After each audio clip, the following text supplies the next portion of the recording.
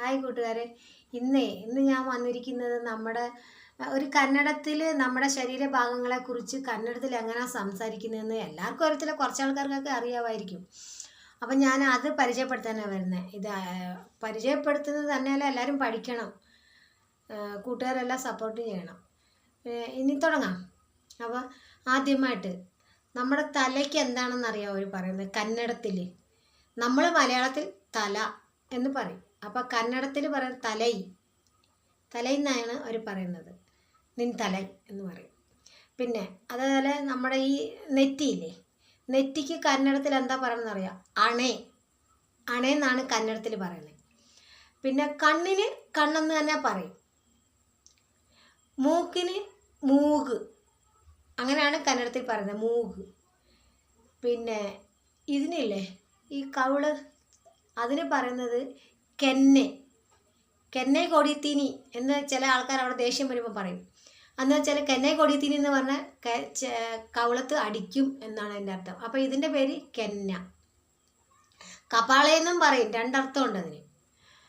പിന്നെ ഈ പല്ലിന് അവർ പറയുന്നത് ഹല്ലു, നമ്മൾ മലയാളത്തിൽ പറയുന്നത് പല്ല്.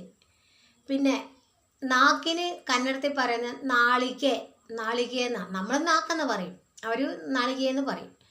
അങ്ങനെ ഓരോ ഈ താടിയില്ലേ, അത് നമ്മൾ താടി എന്നല്ലേ പറയുന്നത്, അവർ ദാടി എന്ന് പറയും. ദാടി എന്നാണ് കന്നഡത്തിൽ പറയുന്നത്.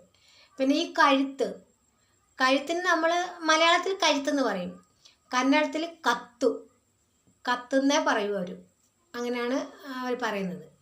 പിന്നെ നമ്മുടെ നെഞ്ച് ഭാഗമില്ലേ, അത് നമ്മൾ നെഞ്ചെന്ന് പറയും.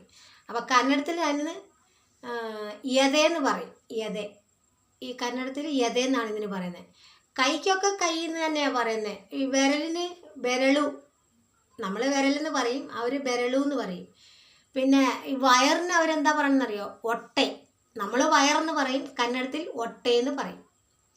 അങ്ങനെ എല്ലാ കൂട്ടുകാരും ഇത് കേട്ട് ശ്രദ്ധിക്കണം കേട്ടോ. എവിടെയെങ്കിലൊക്കെ ബാംഗ്ലൂരൊക്കെ ടൂറിനൊക്കെ പോകുമ്പോൾ ഇതൊക്കെ കുറച്ചൊക്കെ വേണ്ടി വരും, അതിനാണ് ഞാനീ പറയുന്നത് ഇപ്പോൾ.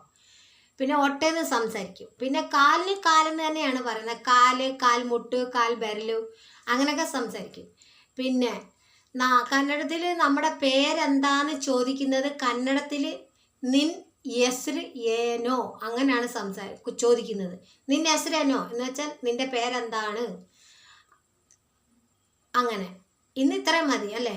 നാളെ വേറെ കുറച്ച് കാര്യങ്ങളുമായിട്ട് നമുക്ക് നിങ്ങളെ കണ്ടുമുട്ടാം. Okay, thank you.